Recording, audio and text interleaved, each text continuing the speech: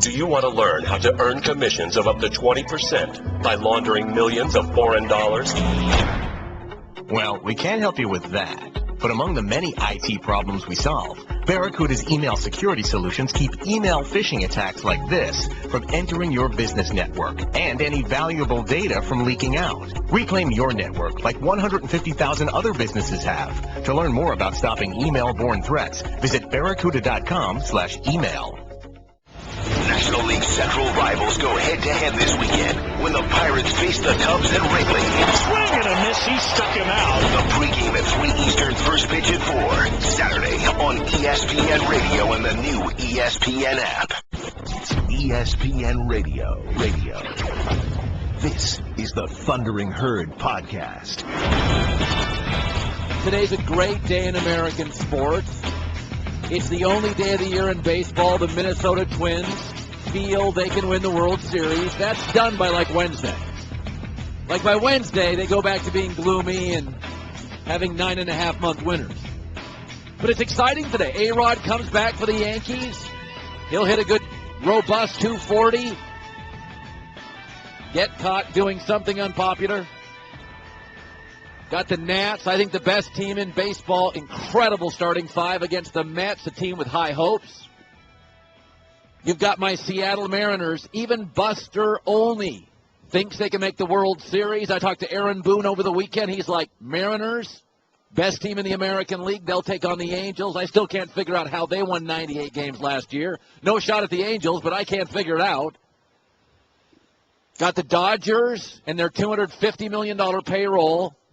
And the San Diego Padres today playing here in Los Angeles. I've never seen a team in my adult life ever that has changed their roster in one off season like the Padres. All new outfield. Will Middlebrook starting third baseman. Ace and James Shields. Just got Craig Kimbrell from the Braves, the best closer in baseball. Completely rejuvenated their team. Last year I took my son to a Padres game. My son was 8. And when kids are 8, they're brutally honest. They're not Republican. They're not Democrat. They're not for this program. They're not against this program. They're for ice cream, all of them.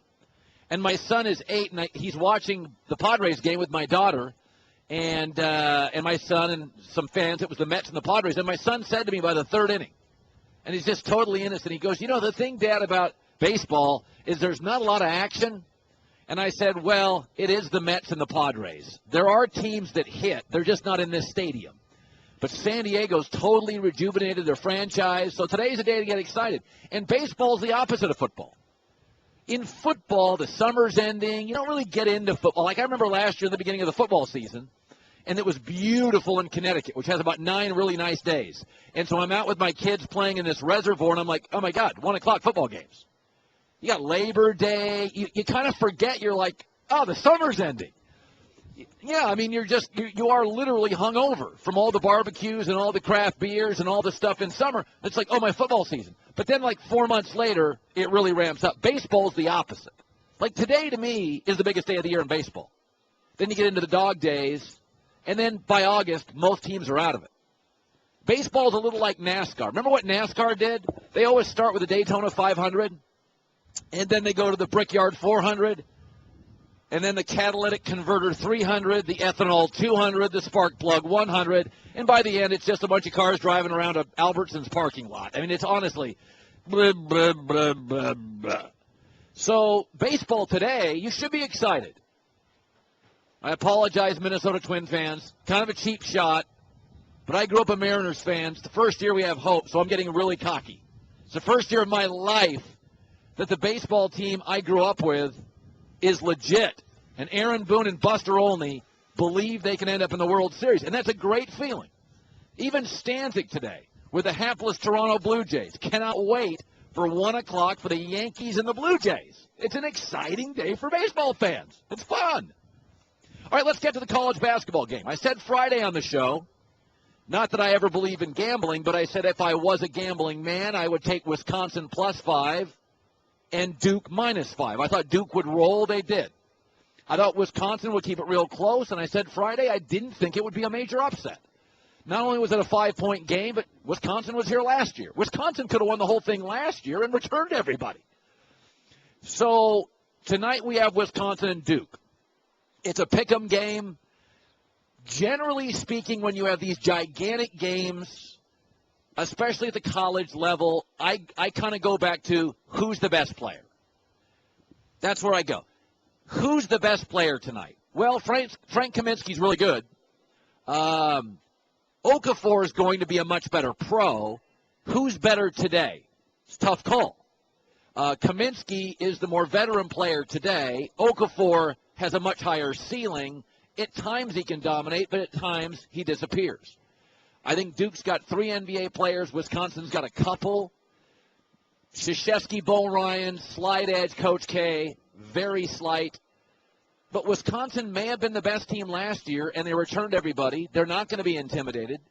The greatest advantage Duke has is that Wisconsin just had a historic upset. Teams tend to come down a little bit of that. The best thing going for Wisconsin is Duke beat Wisconsin earlier this year, shot an insane field goal percentage. They will not shoot that well tonight. I think it's a coin flip game. If I had to lean, I'd probably go Duke, but I don't have any great conviction. But I'll say this about Kentucky losing, and I said this Friday. A lot of times mythology outweighs reality. That's what happened with Kentucky basketball. They've got one really high-end NBA player. Willie Cauley-Stein will at best be Tyson Chandler.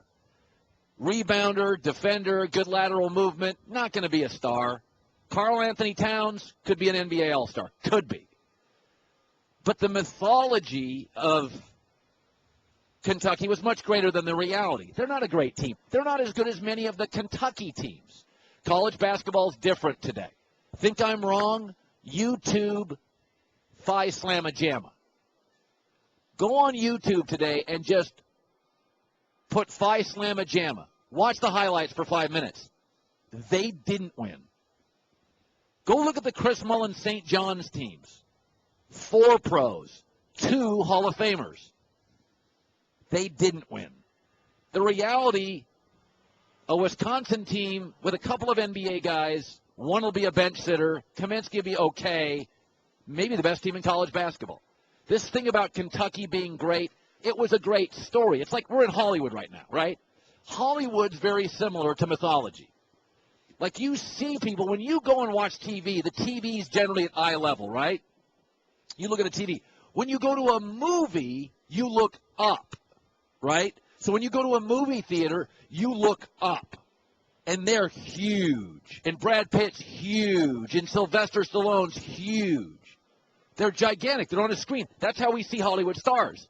But the truth is, when you're in Los Angeles and you do run into a Hollywood star, they're always shorter than you think. They're kind of mostly not nearly as attractive as they look. They're a lot more average than you think. But when you go to a theater, you stare up at them. It's the way you stare up at Tony Robbins. There's a reason Tony Robbins is on a stage. He wants you to stare up at him. You will listen. There's a reason the military, everybody gets a haircut. We're all equal. Tony Robbins doesn't want to be equal. He wants to be up for his sermons. So does Joel Osteen. That's how the sermons work. So when you go to Hollywood and you run into these people, I ran into somebody yesterday, a stand-up comedian, at Hertz Rental Car. And you know what? He might as well have been the guy behind the counter at Hertz Rental Car. They're not on the pulpit. They're just regular. They're average. They do have giant heads. I'll say that about Hollywood stars. All of them. Massive. They may be the real aliens. Could be the Botox. Good call on that. It could very well be the Botox. So I just think the Kentucky mythology outweighed the reality. It was a really, really good team, and it was a great story. It was never a great team. Heard brought to you by Regis. New way to work. Call 1-800-OFFICES, 1-800-OFFICES. So we're in Southern California today. Behind me is the Staples Center, where the Clippers hammered the Lakers last night. They'll play again Tuesday, and the Clippers will hammer the Lakers again on Tuesday. That's the way it works in Los Angeles these days. Colin Cowherd. Looking good. Well, looking okay. Thank you. Hold on, let me blow my nose. The Thundering Herd Podcast. Generally, I don't wear big, bright red jackets, But I make the same mistake every time I come to Southern California. And my wife came with me this time, and I said, all right, let's go out to Southern Cal. It's going to be beautiful. We'll go to Manhattan Beach. Yesterday we drove around Beverly Hills. It's so warm. It's so nice. And then I come into a radio show. It's 7 in the morning, and it's like marine layer, and it's freezing. So, but Vince got me a great jacket right in front of the Staples Center right there where the Lakers Clips play Tuesday. They play tonight as well, and there's Dodger baseball today. They play at Chavez Ravine up the road here north against the Padres. And I was talking to Aaron Boone over the weekend. We were just talking some baseball, and I wanted his thoughts on some races. And he said he thinks San Diego is actually going to win the division, but he's not sure they're built for the postseason. He thinks the Dodgers are built for the postseason, but may not be as good in the regular season. So today's a very exciting day in baseball. It's opening day. You should be excited. And it's very strange. I say this all the time. All fear is exaggerated. In life, go for it. Just go for it. Oh, how will the kids adjust? They will. Okay? They will. Well, how am I going to fit? Go for it. I don't care if you're an actor, you're a dentist, whatever your occupation, go for it. Fear is exaggerated. Baseball's the only sport without a salary cap, right? And so the Dodgers have a $250, $270 million payroll, right? And the Yankees and the Red Sox, they're going to dominate. It's outrageous. You know who's favored to win all the divisions this year? The Mariners, the Royals, the Pirates, the Indians, all these small, medium market teams. So it's exaggerated. The reality is not every player wants to play in New York. Not every player wants to play in a major market. And the truth is, a lot of these major markets with all this money, wasted. You ever driven through a really nice neighborhood? Like I was driving through yesterday just for fun, Beverly Hills. And they have so much money there, they don't even know what to do with it. Like you'll drive by a home in Beverly Hills and you'll be like, wow, a third fountain. That's really interesting. A 16-foot ape statue in the front yard. Yeah, I mean, it really is. The store they have is bedrooms, bathrooms, and fountains. So my point is, a lot of times you have so much money in life, you start spending it poorly.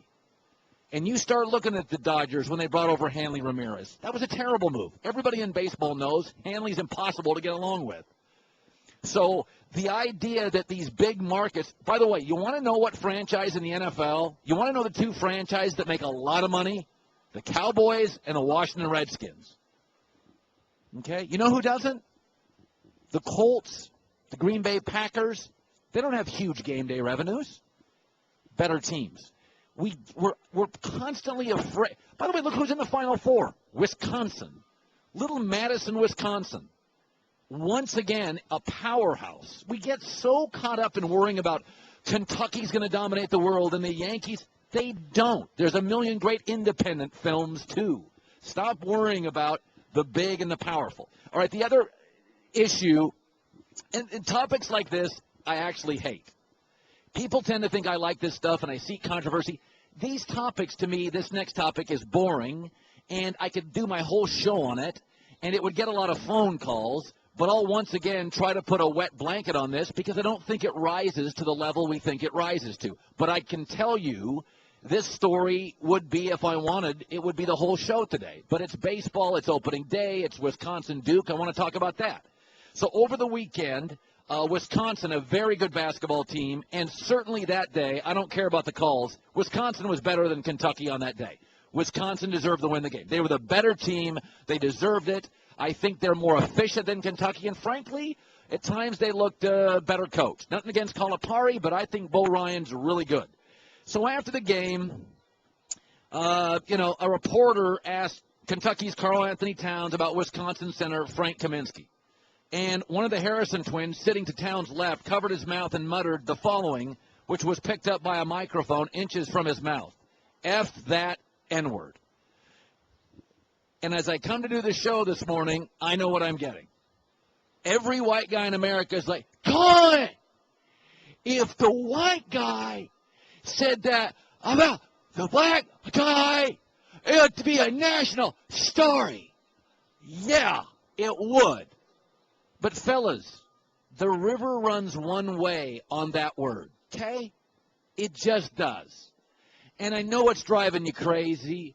and I know you don't want to go to work, and I know you're going to protest in front of a sandwich shop, but when it comes to that big word with the N and stuff, the river flows one way. Always and forever. And it's terrible because I want to use that word like all day long. I am so mad about it. God, just this morning I went to Starbucks and I just dropped that word like 40 times. Nobody cares. It's not changing your life. River flows one way. By the way, I would argue this. It almost means Kaminsky's in the club. You ever been on a basketball court? You ever been on a basketball court? You're hanging out with guys. It's the trash-talking sport. You don't talk about trash in football. Offensively, you're calling out signals. Choreography. Not a lot of trash-talking in football. Not a lot of trash-talking in baseball. Pitcher 60 feet away from the hitter. Basketball is the ultimate trash-talking sport. You could go play at the Y. You could play at the Staples. You play at a high school gym. You're right next to guys. Trash, trash, trash, trash, trash. You know how often that word's used? How about we start with all game? I mean, you know, you don't think Kobe's ever uttered that? Really?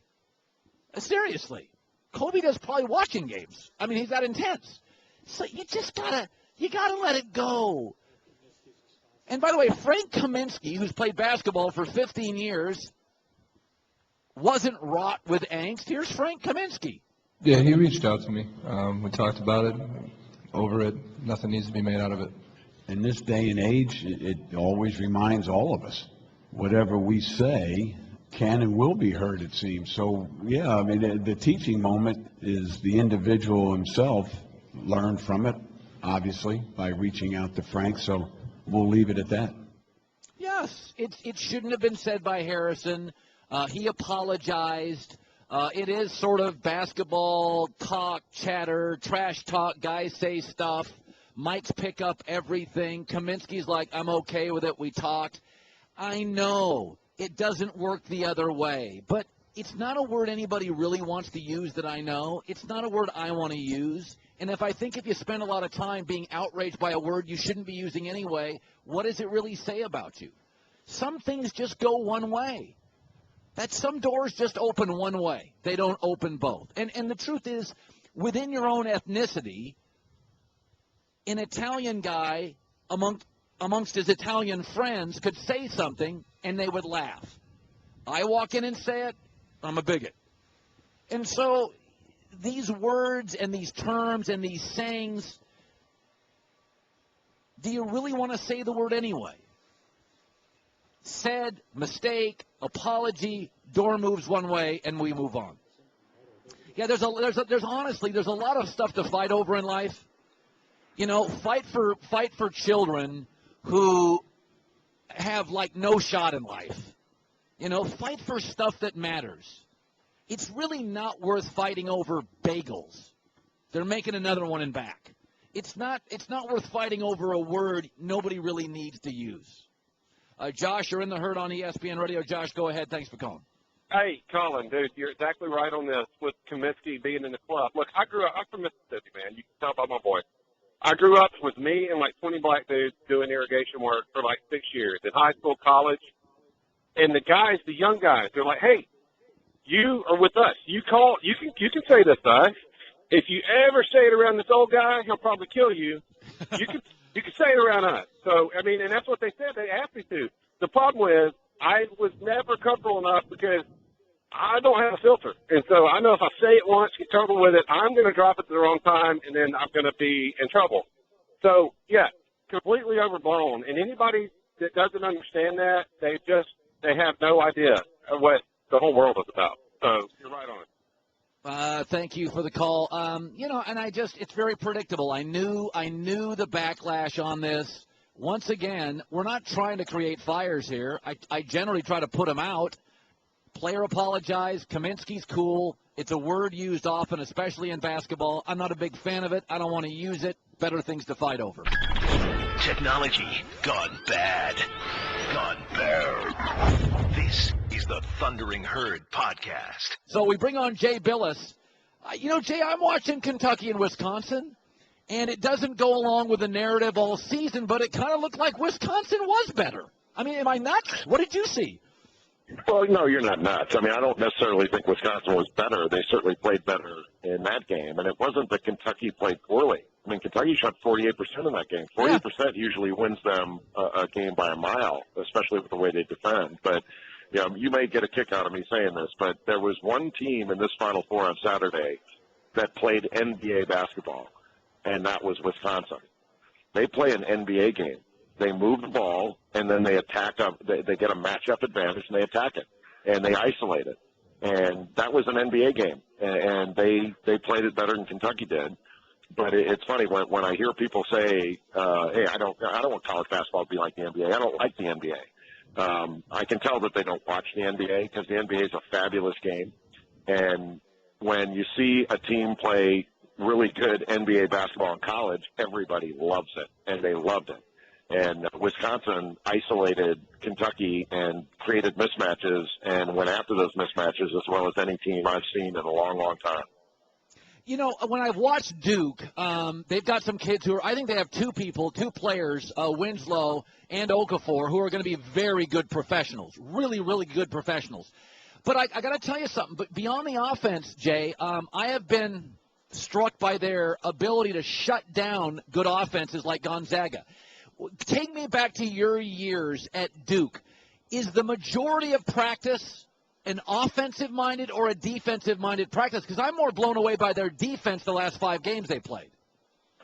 It's 50-50, and toward the end of the year, in any season, it's more offense than defense because I think Coach K has been really good about not wanting to wear the team out. The truth is they hardly practice at all now.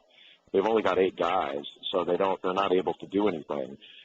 They do a lot of skill work and they'll do some offensive stuff, but they can't really get, you know, sort of tough defensive reps like you would in a regular year. But, you know, when he's got a younger team and he's putting a foundation down, he'll do more defensive stuff early. At least traditionally he has. But this year's been really different. I mean, I think this is probably the year more than anyone you could say, hey, he adapts to the landscape he's facing and his personnel because they couldn't guard anybody early in the season. And they were affected by scoring droughts. That affected their defense, and he wound up playing zone against Louisville, and that became a component, and it helped them. I think the zone actually helped them with their help side and their communication, and you know, everything seems to have come together in the last 3 weeks to a month where I agree with you. I think they became one of the top 10 defensive teams after being ranked 50th or 60th in defense for a good part of the year. Yeah, I watched them against Gonzaga, and they really shut down a nice offensive team in Gonzaga. The Herd on ESPN Radio live in L.A. It's Jay Bilas. So tonight it's Wisconsin and Duke. I go slightly in Duke, but I don't have much conviction with it. You know, I look at the Kentucky story, and one of the things, Jay, that's always sort of worn me out about sports is it's always winners and losers. And I look at the Kentucky story this year. I thought it was great for the sport, and I thought it was a really neat journey. And I don't see it as a failure. I just see it as I think this one-and-done stuff is fabulous. How are you going to categorize this Kentucky season now they've lost? How do you label it? I look at this, Colin, a lot like I think it was 2006, the 2006 USC football team that we spent a good majority of the year that year talking about SC as being the best college football team ever, or where it ranked among the greatest teams ever, and they wound up getting clipped by Texas in the Rose Bowl. I don't think that meant that Texas was the all-time best team or the better team. They just won on that day. And I don't think Wisconsin was better than Kentucky. Kentucky just lost the game. And I think it's I think how we deal with Kentucky's team this year reveals a lot about us rather than them. And by that I mean it's not a one-and-done program because 6 of their guys, and they've only got 10 guys, 6 of their guys came back. 2 of them came back twice. And so, like, that ruins the narrative right there. Those one-and-done guys actually came back and went to school. They're great kids. Not good, great. They were just as goofy and fun all year as Wisconsin. Wisconsin showed it here at the Final Four. Kentucky showed it all year long. They were really good students, which we claim we want. But the main thing that was great about this team was they were incredibly unselfish. Like, they sacrificed minutes. They sacrificed scoring average. They sacrificed their game, starting assignments, they did the platoon system, and they were selfless, play, the old cliche play for the name on the front rather than name on the back business. They did all that. All the things we claim we want, they did it. And if it had been another team that did all this stuff, we would have praised it to the hilt. But because it's Kentucky, it didn't fit the narrative that we want of, John Calipari, the slick coach that just rolls the balls out, and they had all the one-and-done talent and all that stuff. Duke's got one-and-done players, but we don't talk about it. And other programs do it, and we don't talk about it.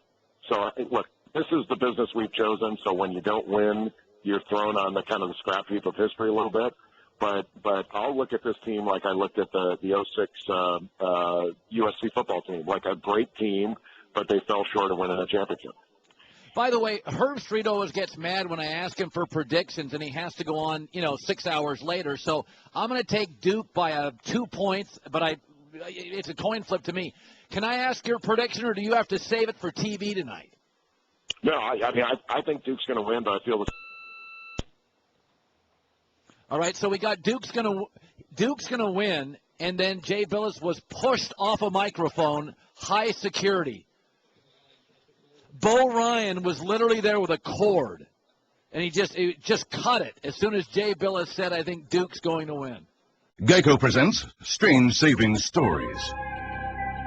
Astronomers detected an interstellar transmission. It stated, Geico, 15 minutes could save you 15% or more. The implications were staggering. Was the cosmos telling us we could all save hundreds on car insurance with Geico?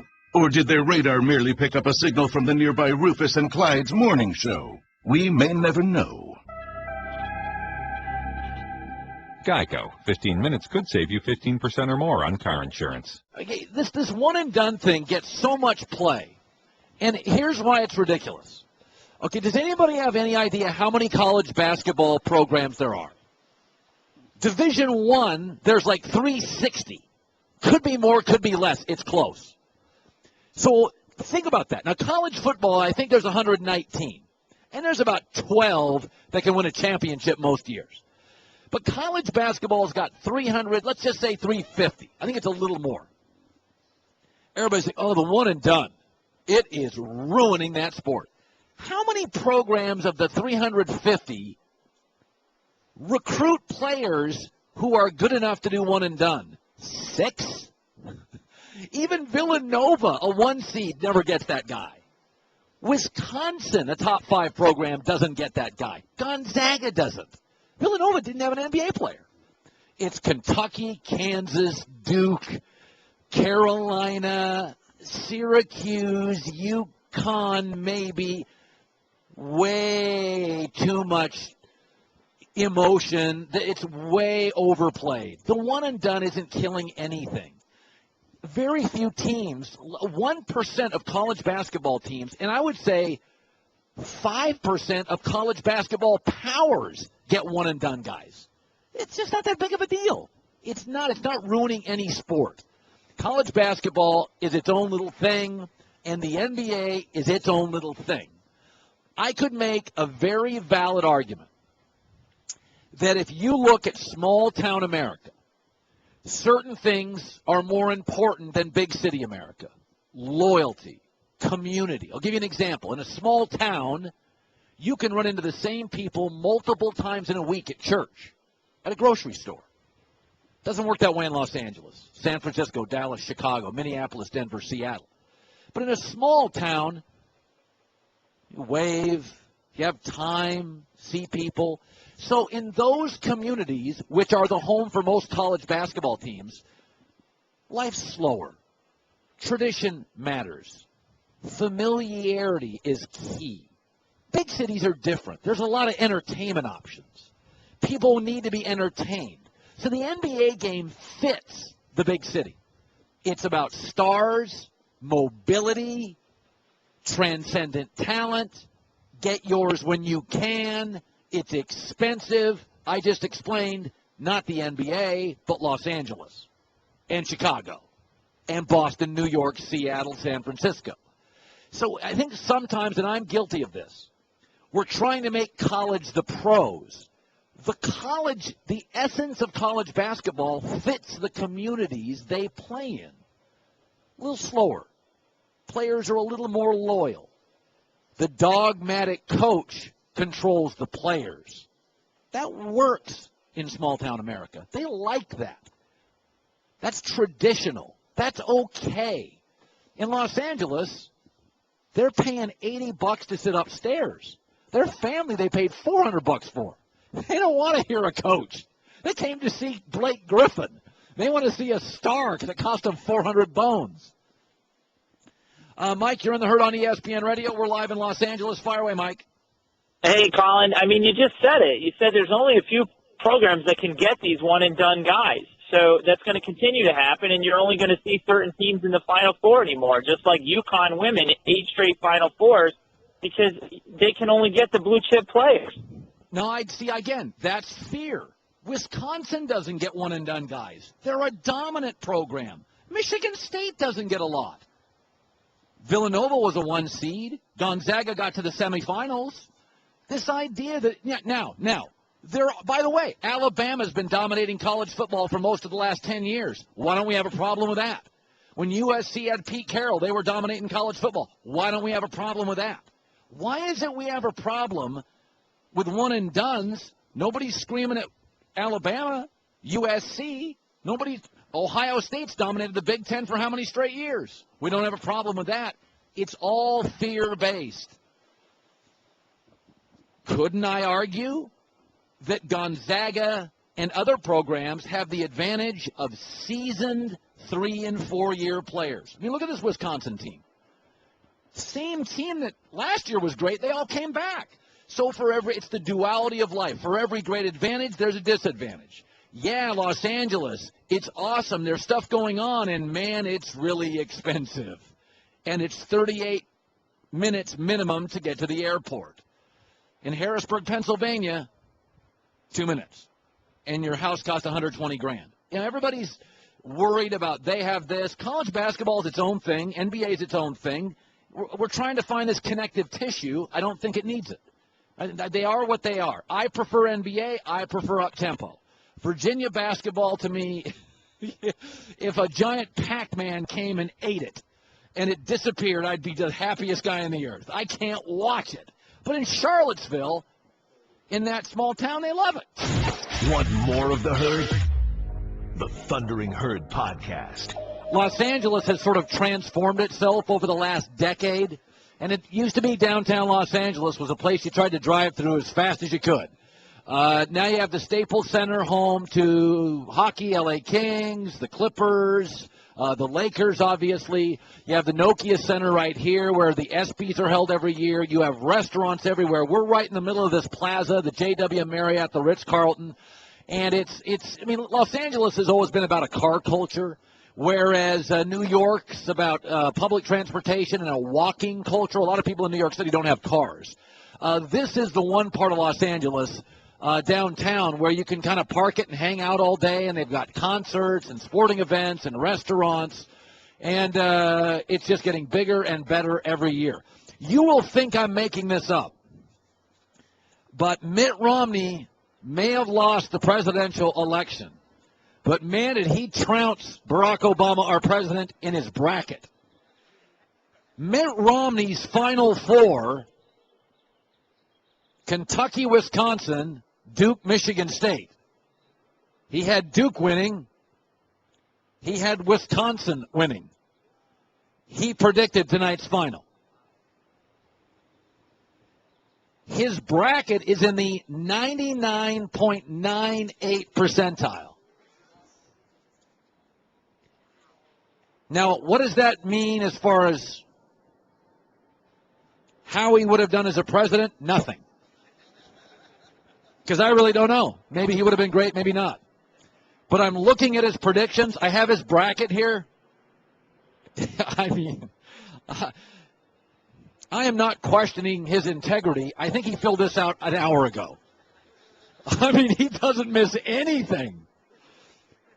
Wow. I mean, that is as clean a bracket as I have ever seen. The Herd brought to you by the new Turkey Italiano melt at Subway today. Subway, eat fresh. You know, the ratings for this the Kentucky-Wisconsin ratings were the biggest Final Four rating in 22 years. So I get a lot of this, I thought the sport was dying. No, the sport has challenges, just like baseball has challenges and NASCAR. Almost every sport right now, outside of the NFL, has an issue, and even the NFL's got the concussion issue and the lawsuit issue. College basketball is its own animal. But you got to remember, history creates great television. And that rating would have been big if it was Kentucky-Wisconsin, Kentucky-Arizona, Kentucky-Michigan State. The Kentucky was driving that bus. And it was history, and it was mythology, and it was unbeaten, and it was polarizing, and it was Calipari, and it was just going to get a fat number. I don't think it means the sport's better than ever. The teams today, because the sport is so transitional, the teams aren't as good. As I said earlier, go YouTube Phi Slamma Jamma and watch it for 10 minutes. Those teams couldn't win a title. They had Akeem Olajuwon and Clyde Drexler in the same starting five. Those are the top, two of the top 25 players in the history of the game. Nothing against Decker and Kaminsky. That's not going to be their legacy in the NBA. So it's just a different ball game. I think Duke tonight I'd give an advantage to. It would be slight. I think the coaching matchup, Bo Ryan and Mike Krzyzewski's a coin flip. I think the Duke players, although maybe not yet at this moment, will be better players very soon. Winslow's a breakout player in the NBA. Okafor is going to be a 23 to 25 point a game offensive player. People compare him to Tim Duncan. I would say no, but a poor man's Tim Duncan is still really good. The other thing about college basketball, and again, when I came out of college, my first job was in Vegas, and the Runnin' Rebels were at the top of the world. So I watched for the third time this weekend the I Hate Christian Laettner 30 for 30. I got to tell you something. Those 30 for 30s are great.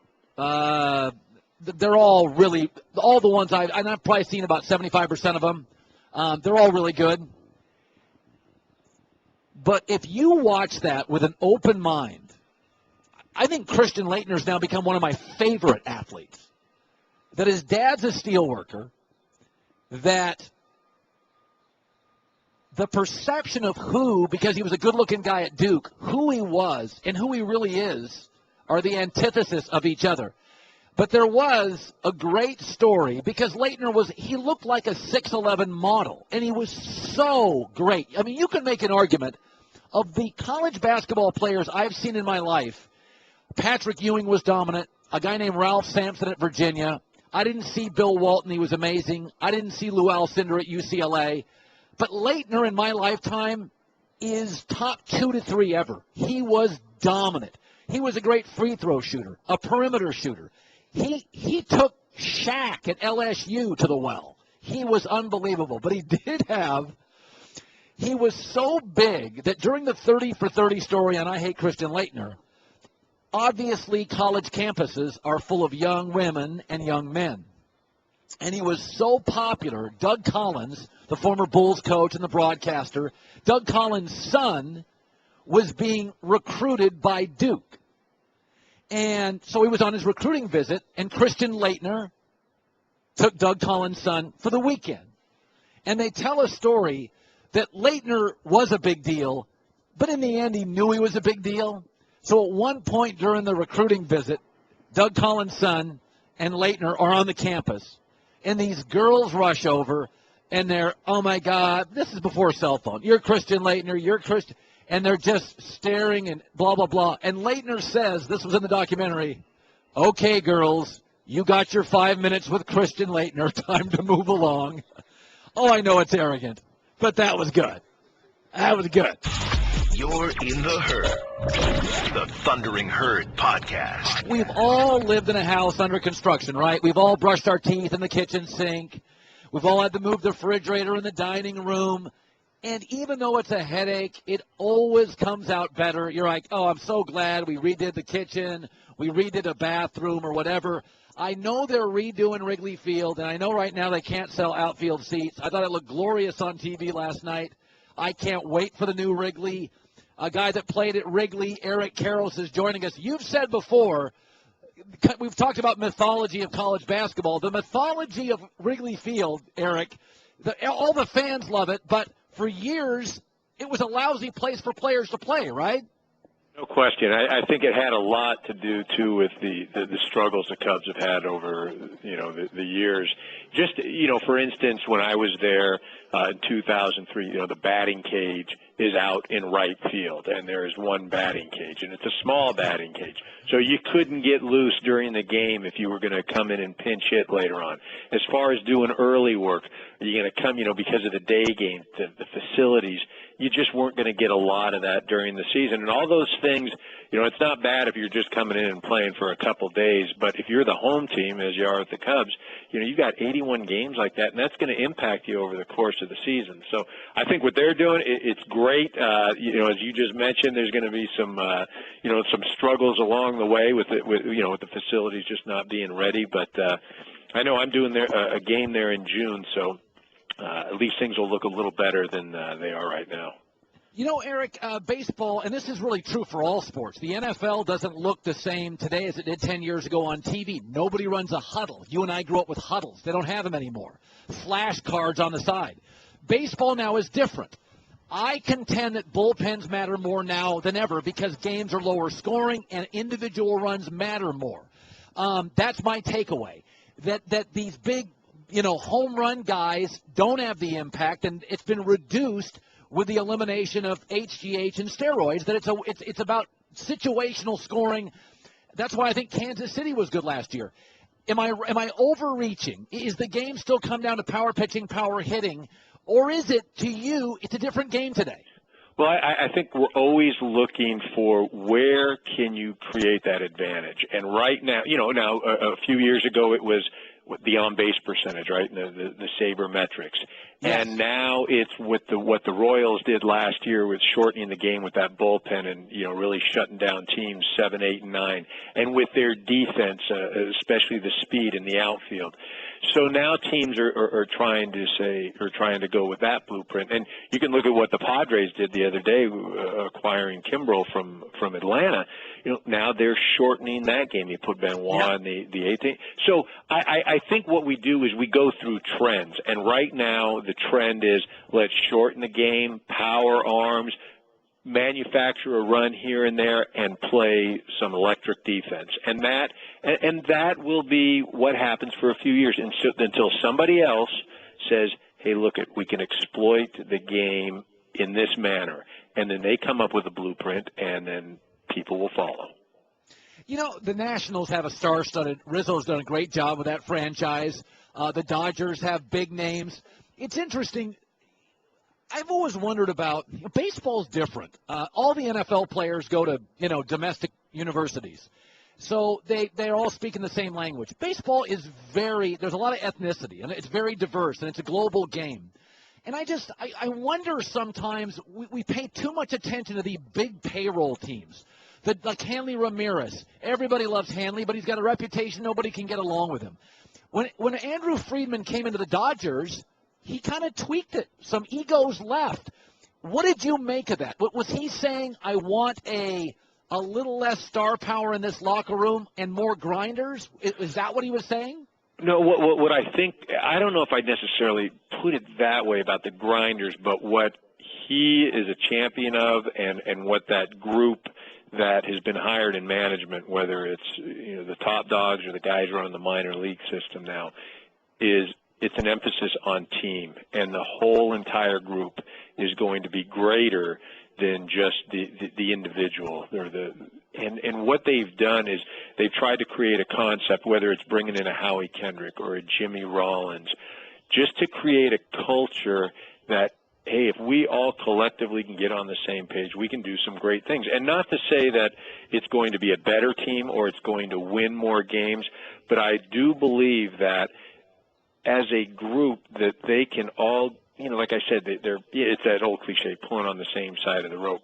So I don't think it was something where they came in and said, hey, this is wrong, this is wrong. But they do believe that maybe they don't have the star power. They still do, but they traded away, whether it was Matt Kemp or letting the Hanley Ramirez go. I mean, those are household names. And on paper, or when you pick up you're watching news or something like that, you go, wow, those guys are gone.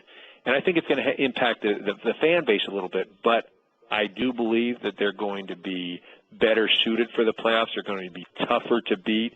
They're going to be a more competitive team just because of what they've done collectively with that ball club.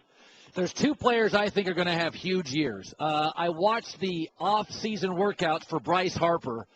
He looks like one of those professional wrestlers that was up on WrestleMania, whatever it was called a couple of weeks ago. He is enormous. And the second guy, Eric, there are certain times you see a pro athlete, and you're just like, wow, they're different.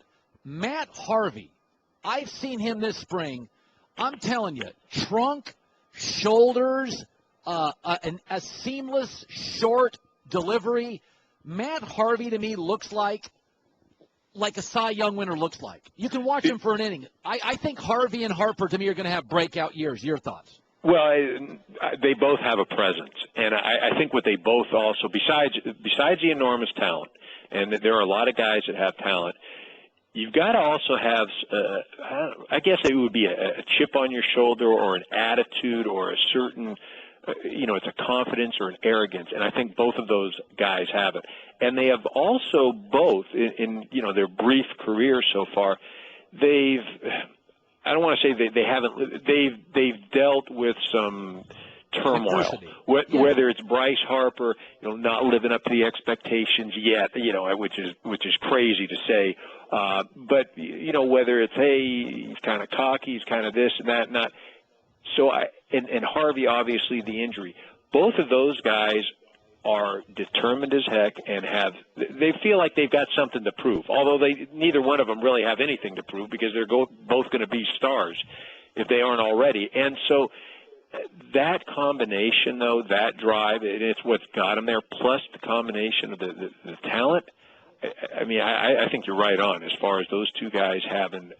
You don't want to say a breakout year because they're both stars, but they could just light the MLB on fire this year. Yeah, boy, Matt Harvey is such an impressive physical athlete. I mean, he just an inning of spring training, and you're like, that dude looks different. Eric Karros, Fox Baseball. Good talking to you, bud. Hey, enjoy LA, Colin. Thanks, man. Colin Cowherd. The Thundering Herd Podcast. The Herd on ESPN Radio. Tonight, we're going to get a classic national championship game between the well-coached, deep, and efficient offense of Wisconsin and the talent and efficiency on both ends of the floor from Duke. Vegas has Wisconsin as a 1-point favorite, -1. I'd probably take Duke +1. We said on Friday's show I thought Duke would roll Michigan State, and I thought Wisconsin-Kentucky would be tied with 3 minutes left. I thought Kentucky has more talent, but I thought Wisconsin was the better team on that day. Wisconsin was great last year. They brought everybody back, and they got a couple of NBA guys in Decker and Kaminsky. I think tonight's game will be great. I think it'll get a good rating, a really, really good rating. I think with Kentucky and Duke, it would have gotten a monster rating of all time. I think the tournament's done very well because mostly traditional favorites have won. And, I think tonight you won't be disappointed. I think the Pacquiao-Mayweather fight, you'll be disappointed. But we have also been on a streak of some really good games. We had a very good World Series, Royals-Giants. We had a great Super Bowl. We had some really good football games in college toward the end of the year. I think we're going to have one of the all-time great Western Conference playoff runs ever. I think these first-round matchups are incredible. And I think tonight you're going to get a really good game. The tournament's done very well for a variety of reasons, but it's primarily big traditional favorites have won. If you could pick a Final Four, I would take Duke, Kentucky with Calipari, a Big Ten team. Big Ten universities are massive. Wisconsin, 40,000 students. Minnesota, 50,000 students. Ohio State. The SEC is smaller schools. The Pac-12, Stanford's not big. The Oregon schools aren't big.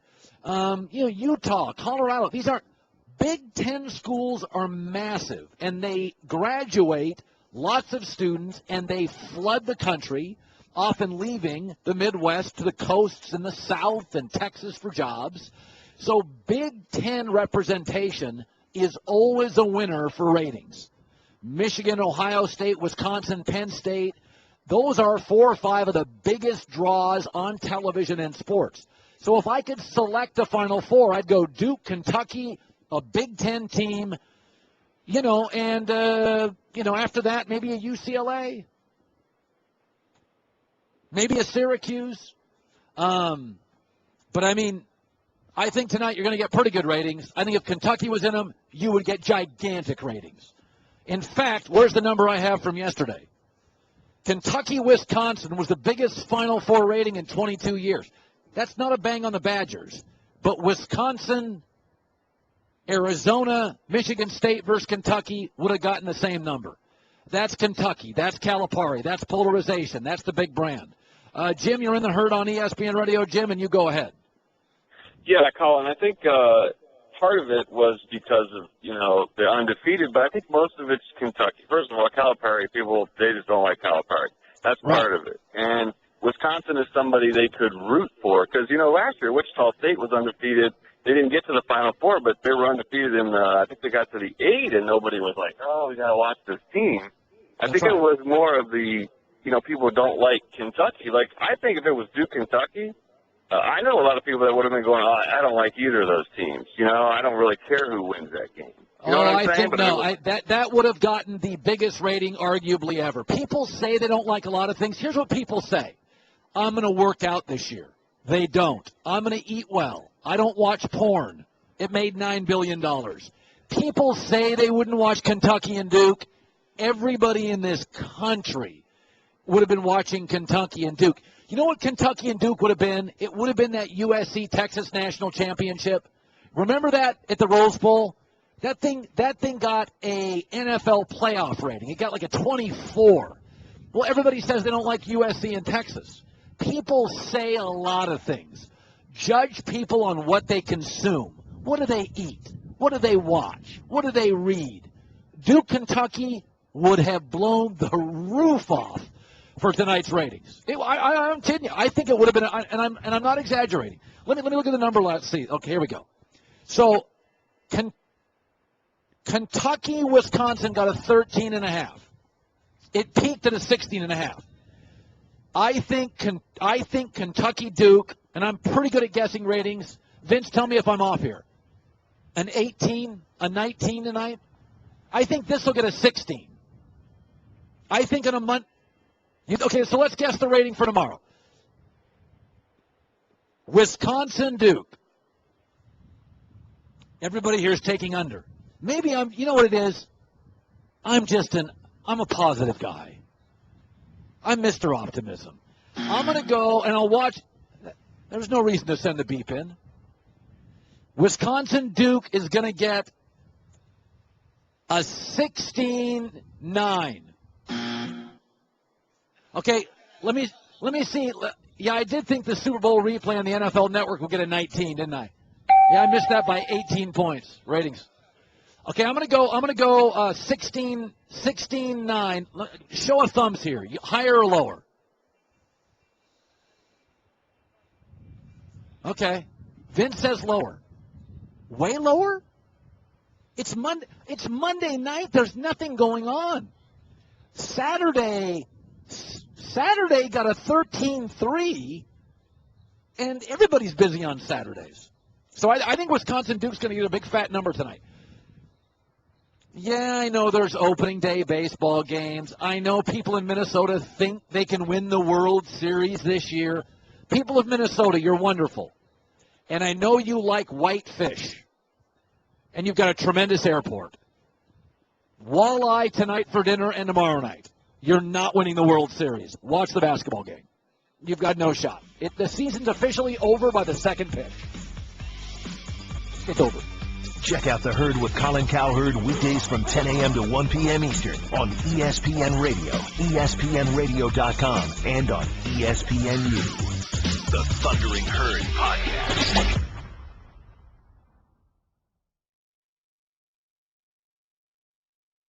Major League Baseball on ESPN Radio.